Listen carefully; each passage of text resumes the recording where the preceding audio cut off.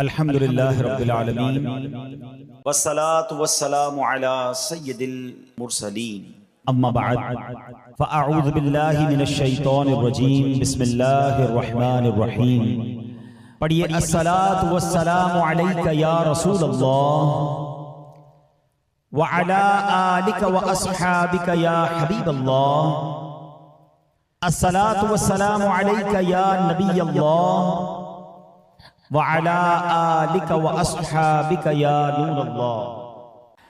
درود پاک پڑھنے کے بے شمار فضائل و برکات ہیں۔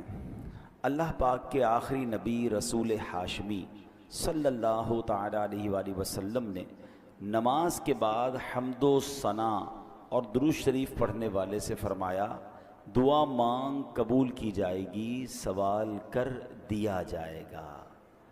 تو پتہ یہ چلا کہ جب بھی نماز سے فارغ ہوں تو اللہ پاک کی حمد و ثنا کر کے، جیسے ہم کہتے ہیں نا الحمدللہ رب العالمین والصلاة والسلام علی خاتم النبیین، یہ کوئی بھی خطبے کے الفاظ جس میں اللہ کی حمد بھی ہو، اللہ کی ثنا بھی ہو، اور اس کے بعد درود پاک پڑھ لیں، یعنی یہ اگر آپ نے نماز کے بعد کام کر لیا اور اب دعا مانگیں تو کیسی قبول ہوتی ہے کہ نبی پاک نے کیا فرمایا کہ دعا مانگ قبول کی جائے گی، سوال کر دیا جائے گا۔ تو یہ خاص پھر قبولیت کا وقت ہو جاتا ہے۔ اور ویسے بھی جمعہ کا دن ہے، آج مبارک دن ہے، اور ہم کوشش کرتے ہیں کہ ہر جمعے کو یہ حدیث پاک ایک بار پھر سن لیا کریں کہ اللہ کے نبی علیہ الصلوۃ والسلام نے فرمایا، جس کا مضمون ہے کہ جو کوئی شخص جمعہ کے دن مجھ پر 200 بار درود پاک پڑھے اس کے 200 برس کے گناہ معاف کر دیے جاتے ہیں۔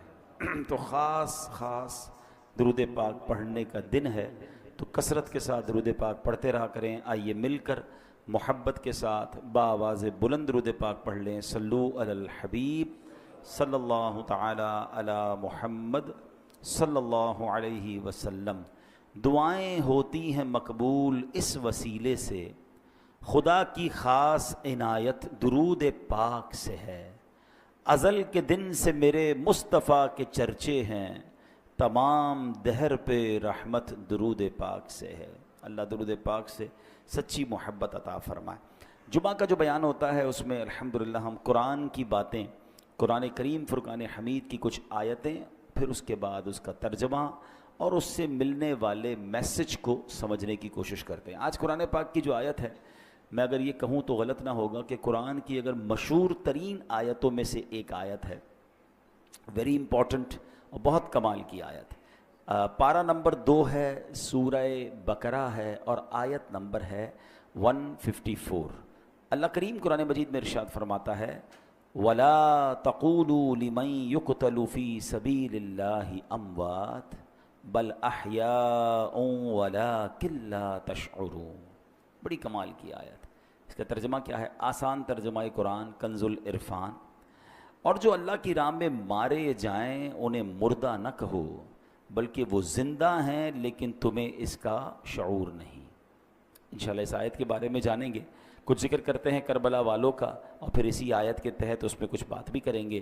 روایت میں ہے کہ جنگ صفین کا موقع تھا، مولا کائنات مولا علی شیر خدا کرم اللہ تعالی وجہ الکریم میدان کربلا سے گزرے۔ یاد رہے یہ کربلا سے بہت پہلے کا واقعہ ہے۔ امام حسین کی جب شہادت ہوئی تو مولا علی تو پہلے ہی شہید ہو چکے تھے، تو یہ بہت پہلے کا واقعہ۔ اسی مقام سے ایگزیکٹلی اس میدان سے جب حضرت علی گزرے تو آپ نے وہاں نماز فجر ادا کی اور اس کی مٹی کو اٹھا کر سونگھا، اور پھر درد بھرے لہجے میں کہا، یہ وہ جگہ ہے جہاں ایک جماعت شہید کی جائے گی، وہ سب کے سب بغیر حساب کے جنت میں داخل ہوں گے۔ سبحان اللہ، کیا شان ہے شہدائے کربلا کی۔ اس روایت سے مولا علی شیر خدا کرم اللہ تعالی وجہ الکریم کو اللہ کی عطا سے جو علم غیب عطا کیا گیا تھا وہ بھی معلوم ہو رہا ہے، اور یہ واقعہ تو ابھی سالوں بعد ہونا ہے، لیکن مولا علی نے پہلے بتا دیا۔ چاہیں تو اشاروں سے اپنے کایا ہی پلٹ دیں دنیا کی، یہ شان ہے خدمت گاروں کی، تو سرکار کا عالم کیا ہوگا۔ اچھا، یہاں یہ بھی پتہ چلا کہ اس میدان پہ کربلا والے امام حسین اور ان کے خاندان والے آئیں گے، شہید ہوں گے، اور سب کے سب بلا حساب جنت میں جائیں گے۔ یہ بھی ان کا مقام پتہ چل رہا ہے۔ اب آتے ہیں آیت کریمہ کی طرف۔ اب کربلا میں شریک ہونے والے خوش نصیب حسینیوں کے بڑے بڑے فضائل ہیں. ان میں بعض تو صحابہ تھے اور ہمارا سچا پکا عقیدہ ہے کہ ہر صحابی جنتی ہے. پھر اس لشکر حسین میں صحابہ بھی تھے, تابعین بھی تھے, یعنی وہ خوش نصیب تھے کہ جنہوں نے صحابہ کرام علیہم رضوان کی صحبت پائی. یہ بھی بڑے اونچے رتبے والے تھے. پھر ان کا امام عالی مقام امام حسین کے ساتھ کربلا میں شریک ہونا, آپ پر اپنی جانیں قربان کرنا, یہ ایک اور عظیم فضیلت بنتی ہے. اللہ اکبر. اور پھر انہیں ایک اور بڑا مرتبہ کیا ملا کہ اللہ کریم نے انہیں شہادت عطا فرمائی. شہادت بہت بلند مرتبہ ہے, جیسا کہ ہم نے بھی قرآن پاک کی آیت میں سنا, وَلَا تَقُولُوا لِمَن يُقْتَلُ فِي سَبِيلِ اللَّهِ أَمْوَاتٌ بَلْ أَحْيَاءٌ وَلَٰكِن لَّا تَشْعُرُونَ. اور جو اللہ کی راہ میں مارے جائیں انہیں مردہ نہ کہو, بلکہ وہ زندہ ہیں لیکن تمہیں اس کا شعور نہیں. اب ذرا غور کیجئے, شہیدوں کی شان کیسی نرالی ہے. آدمی راہ خدا میں جہاد کرتے ہوئے لڑتے ہوئے مارا گیا, وفات ہو گئی, سر کٹ گیا, روح بدن سے نکل گئی, اسے کفن پہنایا, اس کی نماز جنازہ پڑھی, قبر میں اتارا. ظاہری آنکھیں دیکھ رہی ہیں کہ جناب آدمی کا انتقال ہو گیا ہے, مگر قرآن کیا کہہ رہا ہے؟ فرمایا خبردار یہ شہید ہیں, یعنی ہرگز مردہ نہ کہو بلکہ یہ زندہ ہیں, تمہیں شعور نہیں ہے. ہے نا عجیب بات بھائی, آنکھیں کہ دیکھ رہی ہیں کہ انتقال ہو گیا ہے, کفن پہنایا, جنازہ ہوا, قبر میں اتار دیا. بلکہ ایک اور قرآن کی آیت میں کیا ارشاد ہوتا ہے, وَلَا تَحْسَبَنَّ الَّذِينَ قُتِلُوا فِي سَبِيلِ اللَّهِ أَمْوَاتًا. قرآن کہتا ہے جو اللہ کی راہ میں شہید کیے گئے ہرگز انہیں مردہ خیال نہ کرنا. اللہ اکبر. یعنی کہنا تو دور کی بات ہے, اپنے دل میں بھی شہید کو مردہ بھی سوچنا بھی نہیں ہے. دو آیتیں یاد رکھیے کہ ایک جگہ کہا کہ انہیں مردہ نہ کہو, یہ زندہ ہیں, تمہیں شعور نہیں ہے. دوسری جگہ فرمایا ان کے بارے میں مرنے یعنی موت کا, یعنی یہ مردہ ہو گئے, اس بات کا خیال بھی دل میں نہیں لانا ہے. اللہ اکبر. کیوں؟ کیونکہ یہ دنیا سے چلا گیا ہے, اللہ پاک کے ہاں اب بھی زندہ ہے, اسے رزق دیا جاتا ہے. اب ذرا آگے چلتے ہیں. ڈاکٹر اقبال نے ایک سمجھ لے کہ بہت پیاری تشریح زندگی کی ہے. وہ لکھتے ہیں, برتر از اندیشہ سود و ضیاء ہے زندگی, ہے کبھی جاں کبھی تسلیم جاں ہے زندگی. مطلب کیا ہے کہ یعنی زندگی نفع و نقصان سے بڑھ کر کوئی چیز ہے. سانسیں لیتے رہنا بھی زندگی ہے, اور اللہ پاک کے نام پر سر قربان کر دینا بھی زندگی ہے. موت کو سمجھے ہیں غافل اختتام زندگی, موت کو سمجھے ہیں غافل اختتام زندگی, ہے یہ شام زندگی صبح دوام زندگی. یعنی یہ غافل لوگ سمجھیں کہ بھئی موت ہو گئی تو زندگی ختم ہو جائے گی. نہیں, بلکہ موت زندگی کا اختتام نہیں ہے. ہاں, موت ایک موڑ ہے جہاں سے بندہ فانی زندگی سے نکل کر دائمی اور حقیقی زندگی کا آغاز کرتا ہے. اور یہی ہمارا عقیدہ ہے. ہم اس دنیا میں ایک فانی زندگی گزارنے آئے ہیں. اصل تو جو دائمی ہماری زندگی ہے, ہمیشہ رہنے والی زندگی ہے, جو لمبا عرصہ رہنا ہے, وہ تو آخرت کا ہے. یہاں تھوڑا ٹائم آئے ہیں. پرابلم پتہ کیا ہے کہ ہم اس تھوڑے ٹائم کی فکر زیادہ کر رہے ہیں, اور جو بڑا ٹائم ہے اس کی فکر چھوڑ دی ہے. مثال کے طور پہ آپ دیکھیں نا کہ کچھ لوگوں سے پوچھا جائے کہ یار میں نے ایک جگہ, اب مثال کے طور پہ آپ جاتے ہیں کہیں ٹریول پہ جاتے ہیں 1 مہینے کے لیے, 15 دن کے لیے, تو آپ 15 دن 1 مہینے کے لیے جا کر وہاں گھر تو نہیں خریدتے نا. آپ کرائے کا گھر لے لیں گے, آپ ہوٹل میں رہ لیں گے, ٹھیک ہے نا, 1-2 بیگ ساتھ لے جائیں گے, پورا گھر اٹھا کے تو نہیں لے جائیں گے. کیوں؟ آپ کہیں گے واپس تو یہیں آنا ہے نا. اصل تو میرا گھر یہ ہے, میں تو ٹریولر کی حیثیت سے, بندہ کرائے کے گھر میں زیادہ خرچ نہیں کرتا. کہتا ہے یار گھر کرائے کا ہے, اتنا سارا اس کے اوپر لگا دوں گا, میرا تھوڑی ہے, میرے تو چھوڑ کے چلے جانا ہے, کچھ عرصے کے لیے آیا ہوں. کراچی میں بھی کچھ لوگ ایسے ہوتے ہیں جو دیگر شہروں سے جاب کرنے آتے ہیں, کاروبار کرنے آتے ہیں, مگر اصل ان کا دھیان کیا ہوتا ہے کہ میری فیملی گاؤں میں ہے یا فلاں علاقے میں ہے, میں نے وہاں جانا ہے, میں نے گھر بھی بنانا ہے تو وہاں بنانا ہے, کیونکہ میرا مستقل ٹھکانہ یہ نہیں ہے. دنیا میں یہ ساری لاجک سمجھ آتی ہیں, مگر یہ کیوں نہیں سمجھ آتا کہ ایکچولی یہ پوری دنیا ہی میرا ٹھکانہ نہیں ہے. میں یہاں مسافر کی حیثیت سے ہوں. کوئی 50 سال کے لیے آیا ہے, کوئی 60 سال کے لیے آیا ہے, کوئی 70 سال کے بعد چلا جائے گا. ماں باپ کی دعا لگ گئی تو 80-100 سال اس کے بعد تو چلا ہی جائے گا نا. وہاں 25-50-100 سال کی کہانی نہیں ہے. ذرا سمجھیے, حضرت آدم سے لے کر آج تک لوگ قبروں میں جا رہے ہیں. کہاں ہیں وہ؟ بتائیے نا, کہاں ہیں؟ قبروں میں ہے نا. ہزاروں سال ہو گئے، ہزاروں سال سے قبر میں ہے کوئی بندہ، تو بتاؤ دنیا میں تو 60-70 سال رہا، قبر میں ہزاروں سال سے ہے، تو اس کا مطلب بڑا ٹھکانہ تو قبر تھا. گھر کی فکر زیادہ ہونی چاہیے تھی، قبر کی زیادہ ہونی چاہیے تھی. میں اور آپ مریں گے، وی ڈونٹ نو کہ کب تک قیامت آئے گی. بھائی پتہ نہیں 500 سال، 1000 سال، 2000 سال میں نے قبر میں رہنا ہے. اور قبر ایک باکس کا نام نہیں ہے. یہ غیر مسلموں کا عقیدہ ضرور ہوتا ہوگا کہ جناب بندہ قبر میں جائے اور اس کے بعد اس کا فنش سب ختم. نہیں، ہمارا ایمان ہے کہ قبر میں حساب سوال بھی ہوں گے، قبر میں جناب عذاب اور جزا ہوگی. نبی پاک علیہ الصلوۃ والسلام نے واضح طور پر فرمایا، میرا ایمان، میں نے کلمہ پڑھا اپنے نبی علیہ السلام کا، ان کا فرمان میرے لیے آخری دلیل. میرے آقا فرماتے ہیں جس کا مضمون ہے قبر 2 طرح کی ہوتی ہے. قبرستان جاتے ہیں نا، قبرستان میں اوپر سے قبریں ایک جیسی دکھتی ہیں. ہاں، وہ ایک جملہ ہے نا، محاورہ، قبر کا حال مردہ جانتا. بالکل ٹھیک ہے. آپ مثال کے طور پہ ڈیفینس میں چلے جائیں یا کسی ایسی سوسائٹی میں جائیں کہ جس سوسائٹی میں سوسائٹی والوں نے ایک جیسے بنگلے بنائے ہوں، تو آپ کیا کہیں گے؟ یار بنگلے دیکھ کے تو پتہ ہی نہیں چلتا اندر امیر کون ہے غریب کون ہے. پاکستان میں تو خیر اب ہر اسٹائل کا گھر دیکھ کر اندازہ ہو جاتا ہے. اگر آپ یو کے جائیں یا بیرون ملک میں کئی ایسے ملک ہیں جہاں سب گھر ایک جیسے ہوتے ہیں، اندر رہنے والے کا پتہ ہی نہیں چلتا کہ اس میں سے امیر کون ہے غریب کون ہے، کیونکہ سب کے گھر ایک جیسے ہیں. بالکل اسی طرح قبرستان ہوتا ہے، سب کی قبریں اوپر سے ایک جیسی دکھتی ہیں، مگر ہمیں نہیں پتا کہ کس کی قبر میں عذاب ہو رہا ہے، کس کی قبر جنت کا باغ بنی ہوئی ہے. میرے نبی علیہ الصلوۃ والسلام نے فرمایا نا کہ قبر 2 طرح کی ہوتی ہے. دیر از نو تھرڈ آپشن. ہاں، ایک اور بات سمجھیے، کراچی کی بات کر لیتے ہیں. کراچی میں رہنے کے کتنے سارے آپشنز ہیں، کتنی ساری کیٹیگریز بنتی ہیں. اگر غور کریں، کچھ لوگ ہیں جو روڈ پہ سوتے ہیں، غریب ہیں بیچارے، گھر نہیں ہیں. ایسے بھی آپ کو لوگ کراچی میں ملیں گے. کچھ لوگ ہیں جو بیچارے جھونپڑیوں میں رہتے ہیں، ان سے اوپر ہیں مگر بہت غریب ہیں، بیچارے جھونپڑیاں بنا کے رہتے ہیں. اور اوپر جائیں تو کچھ لوگ ہوں گے جو غریب علاقوں میں رہتے ہیں، جس کو ہم لوور کلاس کہتے ہیں. ٹھیک ہے. پھر اس کے بعد اس سے تھوڑا سا بہتر علاقہ آ جائے گا تو اس کو لوور مڈل کلاس کہتے ہیں. ٹھیک ہے. پھر اس کے بعد مڈل کلاس کے علاقے آتے ہیں. اوپر چلیں تو اپر مڈل کلاس ہے. پھر اس کے بعد اپر کلاس ہے، اور آگے جائیں تو کہتے ہیں ایلیٹ کلاس ہے. یہ کتنے کیٹیگری بن گئی ہیں. کراچی میں میرے حساب سے 15 لاکھ کے گھر میں بھی کوئی رہتا ہے اور 150 کروڑ کے گھر میں بھی کوئی رہتا ہوگا. کتنا فرق ہے نا. تو کیٹیگریز ہیں، مگر قبر میں 2 ہی کیٹیگریز ہیں، یہ سمجھنا ہے. نبی پاک نے فرمایا 2 کے علاوہ تیسری نہیں ہے. 2 قبر 2 طرح کی ہوتی ہے.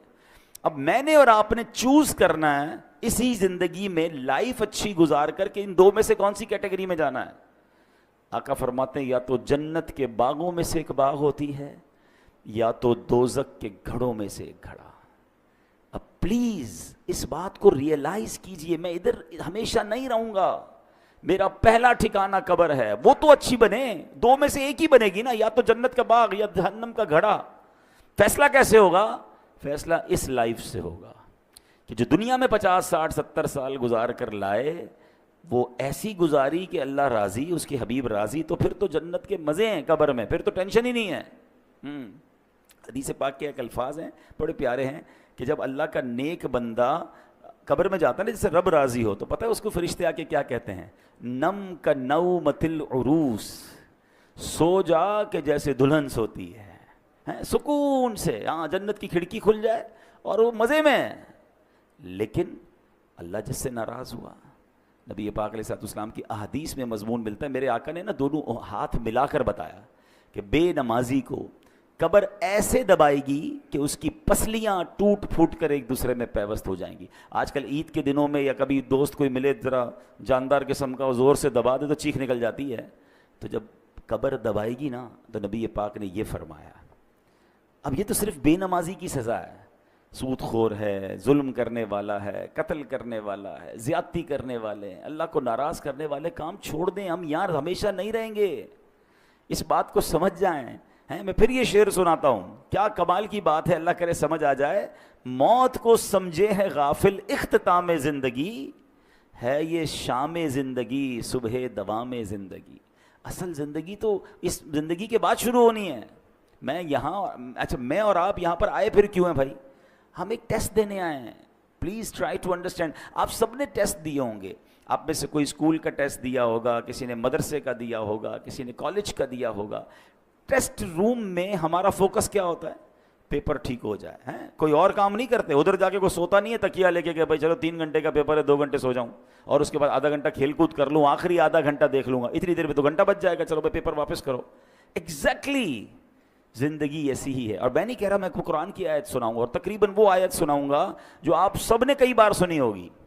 وہ کون سی آیت ہے؟ اللہ قرآن میں فرماتا ہے الذی خلق الموت والحیات لیبلوکم ایکم احسن عملا. کچھ سنی لگ رہی ہے نا, ہے یہ سورہ ملک میں آیت ہے. اللہ کیا فرماتا ہے, ہم نے موت اور زندگی کو اس لیے پیدا کیا کہ دیکھیں تم میں سے کون اچھے عمل کر کے آتا ہے. یعنی اٹ مینس مجھے اور آپ کو بھیجا گیا ہے, اور اب واپس جب جائیں گے نا تو پھر چیک کیا جائے گا کہ کون اچھے عمل کر کے لایا. دیٹ از دا ریزن, اس لیے آیا ہوں میں یہاں پر. نہیں مگر یہاں تو قبر کی فکر ہی ختم, موت کی تو بات ہی کوئی نہیں کرتا نا. مرنے کی بات نہ کرو بھائی, کوئی اور بات کرو. پلاننگ بتاؤ اگلے 5 سال بعد کیا کرنا ہے, 10 سال بعد کیا کرنا ہے, اگلا فیوچر کیا ہوگا, دنیا میں کیا دیکھنا ہے. اچھا میرے اللہ نے دنیا بھی بڑی اچھی بنائی ہے, ہمیں دنیا میں انجوائے کرنے سے منع نہیں کیا, ہمیں کھانے پینے گھومنے پھرنے فیملی کو ٹائم دینے سے منع نہیں کیا, مگر اس میں کنڈیشن ایک ہی رکھی گئی ہے, یہ سب کام کرنے ہیں حرام کام سے بچ کر. بچوں کو کھلائیں اس کا ثواب ہے, فیملی پہ خرچ کریں اس کا ثواب ہے, بچوں کو خوش کریں اس کا ثواب ہے, اپنے دوستوں کو کھانا کھلائیں اس کا بھی ثواب رکھا گیا. مگر نیت کیا ہے؟ تفاخر کی, غرور کی, پراؤڈ کی, لوگوں پر روب جمانے کی نہیں. نیت اللہ کی رضا. پھر اس کے بعد حرام کام اس میں ایڈ کر دیتے ہیں ہم. بچوں کو کھلاتے کھلاتے بچوں کو حرام جگہ پہ لے جاتے ہیں, بچوں کو خوش کرتے کرتے ان کو سنیما لے جاتے ہیں. خوش کریں نا, کس نے بنا کیا ہے, لیکن حرام چیزوں سے بچیں. تو ایسی بہت ساری ڈیٹیل ہے, لیکن میں نے بس چلے, میرا موضوع چونکہ آج شہید ہے, لیکن بات چلی تو میں اس طرف لے گیا کہ مجھے اور آپ کو بھی جس طرح دنیا میں اپنے گھر کی فکر ہے, جس طرح دنیا میں رہنے کے کل کیا ہوگا, سال بعد کیا ہوگا, 5 سال بعد کیا ہوگا, سوچتے رہتے ہیں. تو یار یہ تو سوچو قبر میں کیا ہوگا, وہاں سوالات کے جوابات دے سکوں گا کہ نہیں, میری قبر جنت کا باغ بنے گی کہ نہیں. اچھا قبر پہ ہی معاملہ ختم تھوڑی ہے, قبر کے بعد تو پھر محشر کا دن ہے, اور پھر آگے جنت اور دوزخ کا فیصلہ ہے. لیکن بڑی خوبصورت بات علماء فرماتے ہیں, قبر پہلی منزل ہے. جو ادھر کامیاب ہو گیا نا وہ آگے بھی کامیاب, یعنی پہلا ٹیسٹ پاس ہو گیا ہے تو آگے بھی خیر ہے. ادھر ہی پھنس گیا. حضرت عثمان غنی رضی اللہ تعالیٰ عنہ کتنی عظیم ہستی ہیں, آپ عشرہ مبشرہ میں سے ہیں, ذوالنورین ہیں, قطعی جنتی ہیں, نبی پاک سے کئی بار جنت کی بشارت سنی ہے. مگر جب قبرستان جاتے تھے نا تو زارو کتار روتے تھے, داڑھی آنسوؤں سے تر ہو جاتی تھی. تو کسی نے کہا آپ کے سامنے محشر کا ذکر ہوتا ہے آپ نہیں روتے, جہنم کا ذکر ہوتا ہے اتنا نہیں روتے, لیکن آپ جب قبرستان جاتے ہیں تو بہت روتے ہیں. تو کمال کی بات فرمائی, فرماتے قبر ہی پہلی منزل ہے, جو ادھر کامیاب ہو گیا وہ آگے بھی کامیاب ہو گیا. تو please try to prepare beautiful grave for you. اپنی بہترین قبر بنانے کی کوشش کرنی ہے. وہ پیسوں سے نہیں ہوگی کہ میں کہوں بھائی میرے مرنے کے بعد ماربل والی قبر بنا دینا. آپ ماربل نہیں سونے کی قبر بنا لیں, اگر اللہ ناراض ہے تو اندر عذاب ہو رہا ہوگا. باہر کا قبر کا کوئی کمال نہیں ہے, اندر کی کہانی اور ہے. اللہ کرے یہ بات مجھے بھی سمجھ آ جائے, یہ بات آپ کو بھی سمجھ آ جائے. اب امام حسین رضی اللہ تعالیٰ عنہ کی بات چل رہی ہے, شہیدوں کی بات چل رہی ہے.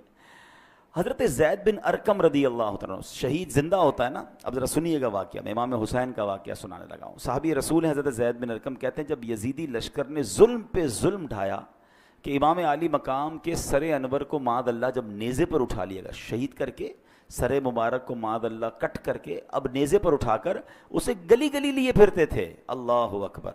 وہ سمجھتے تھے کہ ہم ان کو معاذ اللہ ان کی عزت ختم کر رہے ہیں, بلکہ یہ نیزے پر سر مبارک کو لے کر گھومنا بھی ان کی عزتوں کو بڑھا رہا تھا. کیا خوبصورت بات شاعر لکھتے ہیں نا, سر شہیدان محبت کے ہیں نیزوں پر بلند, اور اونچی کی خدا نے قدر و شان اہل بیت. تو وہ کہتے ہیں کہ جب میں نے دیکھا کہ امام حسین کے سر کو لے جایا جا رہا ہے تو میں اپنے مکان کے اوپر والے حصے میں تھا, بالا خانے میں تھا.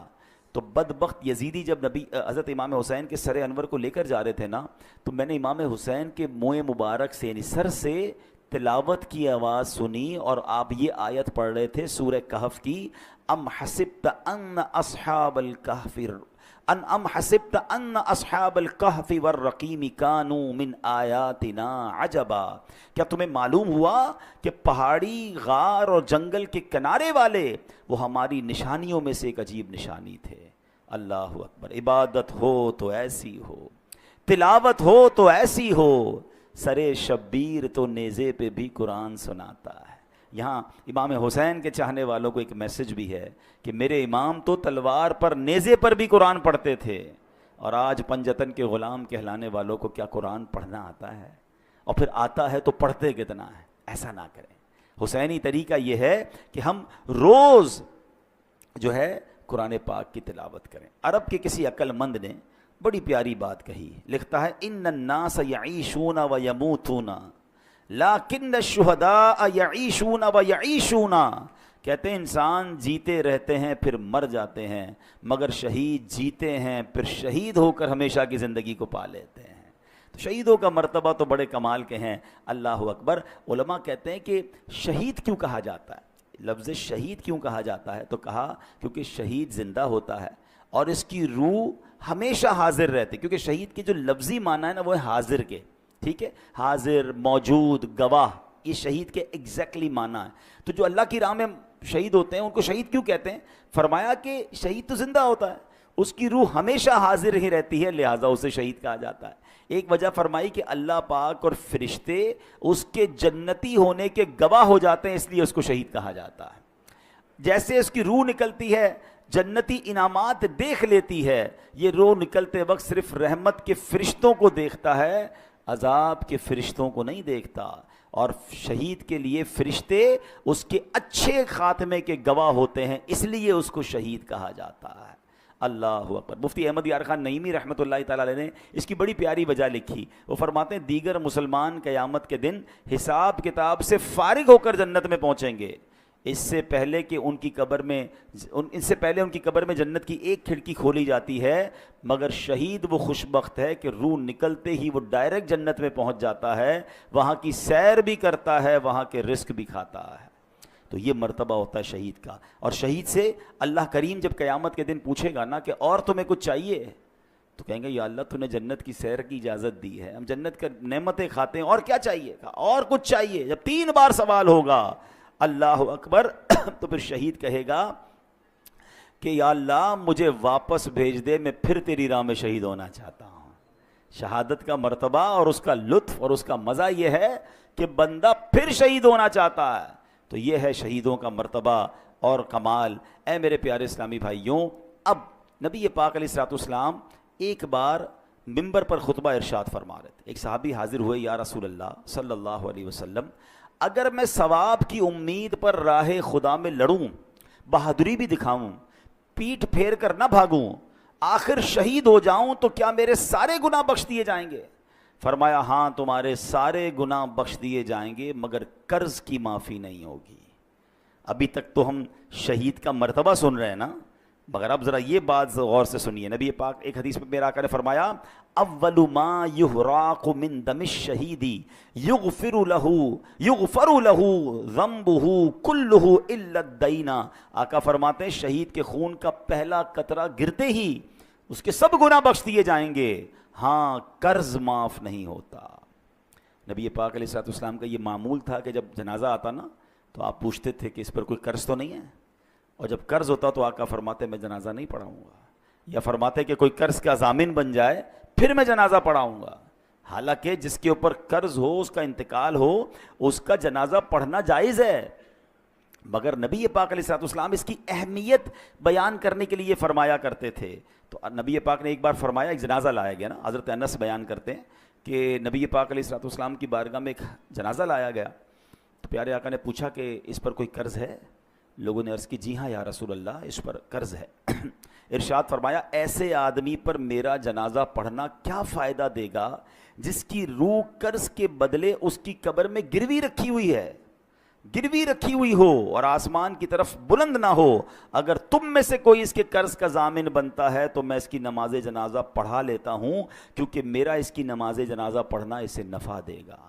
یعنی قبر میں روح گروی رکھ دی جاتی ہے، آسمان کی طرف بلند نہیں ہوتی ہے اگر کوئی مقروض ہو کر مرتا ہے۔ اے میرے پیارے اسلامی بھائیوں، آج کتنا یہ چیز وبا عام ہو گئی ہے، لوگ لاکھوں روپے دبا لیتے ہیں۔ کاروباری لوگ مجھے سن رہے ہیں، بعد میں یہ بیان سنا جائے گا، کبھی بھی قرض نہ لیں، قرض کی کوشش کریں کہ آپ پر قرض ہی نہ آئے، لیکن اگر قرض لیں تو پھر اسے وقت پر ادا کریں۔ ہاں آج کل تو معاملہ ہی الگ ہے نا، قرض لیتے وقت بندہ اور ہوتا ہے اور لینے کے بعد انداز ہی بدل جاتا ہے۔ بندہ کہتا ہے یہ وہی آدمی تھا جس کو پیسے دیے، بڑی منتیں کر کے بڑی ریکویسٹ کر کے پیسے لیے تھے، اب پیسے لینے کے بعد نہ فون اٹھا رہا ہے نہ جواب دے رہا ہے، بیچارہ جس کے پیسے وہ دھکے کھا رہا ہے۔ یہ نہ کیا کریں۔ روایتوں میں آتا ہے اگر کسی نے کسی کی رقم دینی ہے اور پیسے ہوتے ہوئے نہیں دے رہا ہے، ایک تو نا کہ ختم ہو گیا، اس کی الگ ایک پوری تفصیل ہے، لیکن اگر اس کے پاس ایسا کچھ ہے کہ اپنا سامان بیچ کر اپنی تمام چیزیں بیچ کر قرض ادا کر سکتا ہے تو اس کو کرنا پڑے گا، ورنہ ہر لمحے گناہ گار ہو رہا ہے، اس کے گناہوں کا میٹر شروع ہو رہا ہے۔ تو کبھی بھی ایسا نہ کریں، قرض لیں تو اچھی نیتوں سے لیں، وقت سے پہلے لوٹائیں، پھنس گئے ہیں تو جواب تو دیں، رپلائی تو دیں، اس کے پاس جا کر معذرت کریں اس سے کہ بھائی میں پریشان ہوں، مجھے تھوڑا اور وقت دے دو، لیکن اب تو معاملہ ہی الگ ہے، بندہ ہی غائب ہو جاتا ہے۔ آج غائب ہو جاؤ گے پھر کیا ہوگا قبر میں؟ پتہ ہے قیامت کے دن ان پیسوں کے بدلے نیکیاں دینی پڑیں گی۔ وہاں پیسے نہیں ہوں گے کہ بھائی یا اللہ میں نے اس کے 2 لاکھ لیے تھے، محشر کے دن میں 2 لاکھ دے رہا ہوں، نہیں، وہاں چیک بک نہیں ہوگی۔ وہاں کیا ہوگا؟ روایتوں میں آتا ہے کہ جو اعلیٰ حضرت امام اہل سنت لکھتے ہیں کہ جو کسی کے 3 پیسے جان بوجھ کر دبا لے، 3 پیسوں کی ویلیو کیا ہے؟ آج کل تو لوگ پتہ نہیں کتنا زمینوں پہ قبضہ کر رہے ہیں، پیسے دبا رہے ہیں۔ فرمایا اسے قیامت کے دن 700 مقبول با جماعت نمازیں دینی پڑ جائیں گی۔ ایک طرف 3 پیسے ہوں گے، اس کے بدلے دینا کیا پڑے گا؟ 700، وہ بھی مقبول با جماعت نمازیں۔ جس نے کروڑوں کھائے ہیں، جس نے زمینوں پہ قبضہ کیا ہے، جو لوگوں کا پیسہ نہیں لوٹا رہا ہے، وہ کیا جواب دے گا قیامت؟ نبی پاک نے جنازہ پڑھانے سے منع فرما دیا۔ اے میرے پیارے اسلام بھائی، نبی پاک نے ارشاد فرمایا جن گناہوں سے اللہ پاک نے منع کیا ہے ان میں سے رب کریم کے نزدیک سب سے بڑا جرم یہ ہے کہ انسان قرض لے کر مرے جس کی ادائیگی کے لیے مال نہ چھوڑے۔ تو یہ نہ کیا کریں۔ ہاں اب ایک اور پرابلم، پیسے لیے، کاروبار میں تو چلتا رہتا ہے بھائی، کسی کا کریڈٹ ہے، کسی کا ڈیٹ ہے، میں نے کسی کو پیسے دینے ہیں، کسی سے لینے ہیں، لیکن اس کو اچھی طریقے سے لکھت پڑھت کریں، وقت پر پیسے دیا کریں، اور اگر آپ کو لگتا ہے کہ ابھی جس کو دینے وہ نہیں مل رہا یا آگے پیچھے ہو گیا تو اس کو وصیت کر کے جائیں، اپنے بچوں کو بتا کر جائیں۔ کسی کا انتقال ہوتا ہے، اگلے لوگ پریشان ہو جاتے ہیں کہ یار اس نے کسی کو گھر میں بتایا نہیں میرے پیسے ہیں۔ یعنی کتنی عجیب بات ہے کہ میں نے کسی کو رقم دینی ہے یا اس کی کوئی امانت میرے پاس ہے، میرے سوا کسی کو پتہ ہی نہیں ہے۔ یہ بہت بڑی بے وقوفی اور جہالت ہے جو عذاب قبر میں گرفتار کر سکتی ہے۔ بھائی اگر آپ کو کسی نے امانت دی ہے، کوئی رقم دی ہے، تو آپ لکھیں اس کو، اپنے بچوں کو بتائیں، اس کو بھی بتا دیں کہ بھائی مجھے کچھ ہو گیا تو یہ میرا بیٹا ہے، یہ میری فیملی ہے، تمہیں یہاں سے مل جائیں گے، تاکہ اس کو بھی تسلی ہو۔ آج کل تو اچھا یہ بھی ہمارے لوگ بھی بڑے بھولے بھالے ہیں، کروڑوں روپے کا کاروبار کریں گے، گھر میں کسی کو نہیں جانتے، صرف اسی کو جانتے ہیں، نہ اس کے بیٹے کا پتہ، نہ گھر کا پتہ، بعض اوقات تو گھر کدھر ہے یہ بھی نہیں پتہ۔ تو اگر جینے کی تمنا ہے تو کچھ پہچان پیدا کر ہیں، تبھی تو شریعت کہتی ہے کہ لکھت پڑھت کر لیں، کوئی کانٹریکٹ کر لیں، 2 گواہ ہونے چاہیے، کل کچھ ہو گیا تو آپ کے پاس کوئی چیز تو ہو۔ یہاں ہماری بھی غلطی ہوتی ہے، لیکن بالخصوص ان لوگوں کو سوچنا چاہیے کہ جن پر لوگوں کا آتا ہے اور انہوں نے دینے کا انتظام پراپر نہیں کیا، کیونکہ ہم تو چلے جائیں گے۔ ابھی میں نے بہت تفصیل سے بتایا کہ قبر کتنی بڑی ہماری منزل ہے۔ قبر میں اگر ہم عذاب سے بچنا چاہتے ہیں تو اپنے اوپر قرض چھوڑ کر نہ جائیں، اور اگر قرض چھوڑ کر جائیں تو اس کی وصیت ہو، اس کا انتظام ہو، اس کی سب سے پہلے دیکھیں نا، میت کے انتقال کے بعد شریعت کا حکم کیا ہے کہ اس کا مال ورثاء میں بعد میں تقسیم ہوگا، پہلے اس کا قرض ادا کیا جائے گا۔ لیکن میں نے اگر قرض بتایا ہی نہیں کسی کو، گھر والوں کو، اور بعد میں گھر والوں کی تربیت بھی نہیں کی، بھائی ابو مر گئے، بھائی اب ابو سے بات کریں، ہم نے نہیں دینا، بیٹے بھی ایسے کہہ دیتے ہیں۔ ان بیٹوں کو بھی چاہیے، ان اولاد کو بھی چاہیے کہ اپنے باپ پر، مرحوم پر بوجھ نہ رکھیں قرض کا۔ کہ آپ نے حدیث پاک سن لی ہے کہ نبی پاک نے جنازہ پڑھانے سے انکار فرمایا، اس سے بڑی تنبیہ کیا ہو سکتی ہے؟ اللہ کرے کہ یہ بات ہمیں سمجھ آ جائے۔ ہم شہیدوں کے حوالے سے بات کر رہے تھے، اب یہاں پر ہم دیکھیں نا، آج کے دور میں تو جہاد کرنا، دشمن فوج سے لڑنا اسلامی ریاست میں پہلے فوج کا کام ہے۔ تو اللہ پاک ہمارے ان فوجی جوانوں کو سلامت رکھے جو ہماری سرحدوں کی حفاظت کرتے ہیں اور اللہ کی راہ میں شہید ہوتے ہیں۔ لیکن ہم کیسے شہید کا رتبہ پائیں؟ ہم تو سویلین ہیں، سبحان اللہ، ہمارا اسلام کتنا کمپلیٹ ہے. اب سنیے نبی پاک علیہ الصلوۃ والسلام نے کیا خوبصورت فرمایا، من سأل اللہ الشہادۃ مخلصا اعطاہ اللہ اجر شہید وان مات علی فراشہ. میرے آقا فرماتے ہیں مسند امام احمد کی حدیث کہ جو سچے دل سے شہادت کی دعا کرے وہ اگرچہ بستر پر ہی مر جائے اللہ پاک اسے شہیدوں والا ثواب عطا فرمائے گا. ہم دعا تو کر سکتے ہیں نا کہ اللہ مجھے شہادت والی موت عطا فرما. اچھا حضرت عمر فاروق رضی اللہ تعالیٰ عنہ کمال دیکھیں، آپ کی دعا کیا تھی، اللہم ارزقنا شہادتا فی سبیلک واجعل موتی فی بلد رسولک. اے اللہ مجھے شہادت والی تیری راہ میں موت بھی دے اور تیرے حبیب علیہ الصلوۃ والسلام کے شہر مدینے میں موت دے. اچھا اس زمانے میں صحابہ اکرام حیران ہوتے تھے کہ حضرت عمر کیسی دعا کر رہے ہیں، مدینہ کیپٹل ہے، اس پر تو حملہ نہیں ہونا، ادھر تو فوج بھی ہے، چیزیں ہیں، یہاں کیسے شہادت ملے گی ان کو. یہ دعا کرتے رہتے تھے. اللہ نے کیسی دعا قبول کی کہ عین مدینہ پاک میں مسجد نبوی کے اندر مصلی رسول پر امام حضرت عمر فاروق نماز فجر پڑھا رہے ہیں. آپ جگہ تو دیکھیں، مسجد نبوی، نبی پاک کا مصلی اور فجر کی نماز کی امامت کر رہے ہیں، اور اس نماز کے اوپر آپ پر، نماز کے دوران آپ پر حملہ ہوتا ہے اور اللہ کریم آپ کو شہادت کا مرتبہ عطا فرماتا ہے. تمنا تھی نا، ہم تو یہ تمنا بھی نہیں کر رہے ہوتے.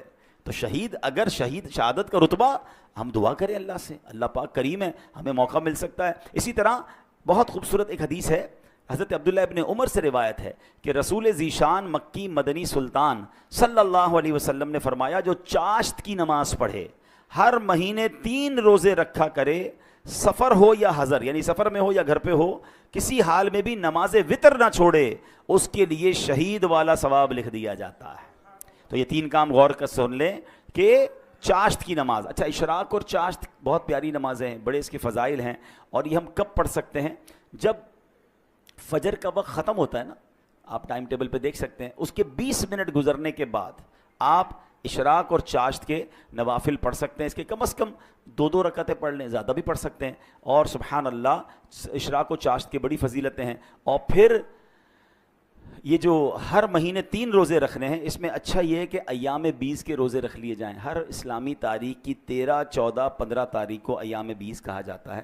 ان دنوں میں اگر آپ روزے رکھ لیں گے انشاءاللہ تو سبحان اللہ یہ سنت کی ادائیگی کی نیت سے پیر کا روزہ بھی رکھ سکتے ہیں. تو یہ 3 روزے اگر اللہ کرے ہماری عادت بن جائے تو شہادت کا مرتبہ مل رہا ہے، تو اور کیا چاہیے. حضرت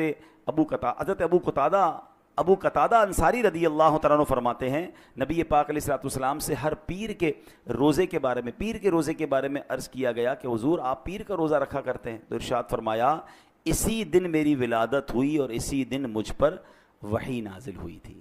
تو بہرحال اللہ کریم ہمیں ان نیکیوں پر عمل کرنے کی توفیق عطا فرمائے. اور آج جو ہم نے شہادت کے بارے میں سنا، اس کے بارے میں بھی، پھر قبر کے بارے میں ہم نے سنا کہ قبر کی تیاری کیسے کرنی ہے، پھر ہم نے قرض کے بارے میں سنا کہ قرض کے معاملات پر کتنا خیال رکھنا ہے. زندگی کا ایک اصول بنا لیں کہ میرے اوپر، میری ذات پر کسی کا کچھ رہ نہ جائے، جو بھی ہے ڈھونڈ کر تلاش کر کے اس کو پہنچائیں. دیر ہو گئی ہے تو معافی دنیا میں مانگ لیں، کیونکہ آخرت میں ہم حساب نہیں کر سکیں گے. اور ہم نے ایک اور چیز دیکھی ہے کہ جس کسی نے کسی کے پیسے کھائے ہیں، مال دبایا ہے، دنیا میں بھی اسے برباد ہوتے دیکھا ہے. اور جس کا کھایا گیا ہے نا، ہم نے حیرت انگیز طور پر ایسا دیکھا ہے کہ اللہ نے اس سے زیادہ اسے عطا فرما دیا ہے. تو مظلوم کی مدد غیب سے ہوتی ہے، ظالم برباد ہوتا ہے. اللہ ہمیں یہ سوچ نصیب فرمائے. اور یہاں پر ایک آخری بات کر کے اپنی گفتگو ختم کرتا ہوں کہ ہم نے قرآن کی آیت سے اپنے بیان کو شروع کیا تھا کہ اللہ کی راہ میں شہید ہونے والے کو مردہ نہ کہو، تمہیں شعور نہیں ہے وہ اللہ کی بارگاہ میں زندہ ہیں. تو اب ذرا ٹیکنیکلی اور لاجیکلی سمجھ لیں کہ اگر کسی نبی کا امتی شہید ہو جائے، ٹھیک ہے، وہ شہید ہو جائے تو وہ اللہ کی بارگاہ میں زندہ ہے، تو پھر نبی کی جو زندگی ہے اس کا عالم کیا ہوگا. وہ تو اس امت کے بھی آقا ہیں. تو سبحان اللہ احادیث میں بھی یہ مضمون ملتا ہے کہ اللہ نے زمین پر حرام قرار دیا ہے کہ وہ انبیاء کے جسموں کو کھائے. انبیاء حیات ہوتے ہیں اور وہاں انہیں رزق دیا جاتا ہے. یہ کمال ہے اللہ کی عطاؤں سے. تو بہرحال آج قرآن و حدیث کے ذریعے ہم نے یہ شہید کے فضائل سنے ہیں.